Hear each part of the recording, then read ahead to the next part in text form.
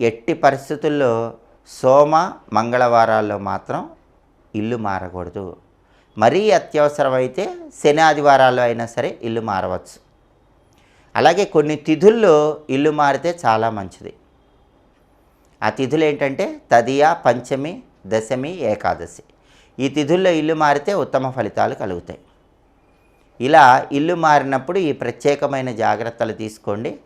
కొత్త ఇంటికి వెళ్ళగానే ఆ ఇంటికి ఒక రావి కొమ్మ, ఒక వేప కొమ్మ కలిపి కట్టండి. ఈ 2 కొమ్మలు కలిపి కడితే మీరు కొత్త ఇంటికి వెళ్ళిన తర్వాత ఆ ఇంట్లో మొత్తం కూడా సంపూర్ణంగా లక్ష్మీదేవి అనుగ్రహం కలుగుతుంది. పూజ గదిలో ఖచ్చితంగా ఉండాల్సిన వస్తువులేంటో ఈ వీడియోలో మనం తెలుసుకుందాం. సహజంగా అందరూ పూజ గదిలో చిత్రపటాల మీద ఎక్కువ ప్రాధాన్యత ఇస్తూ ఉంటారు. అయితే కేవలం చిత్రపటాలు, ఫోటోలు మాత్రమే కాదు, పూజ గదిలో కొన్ని వస్తువులు ఉంటే అద్భుత ఫలితాలు కలుగుతాయని పరిహార శాస్త్రంలో చెప్పారు.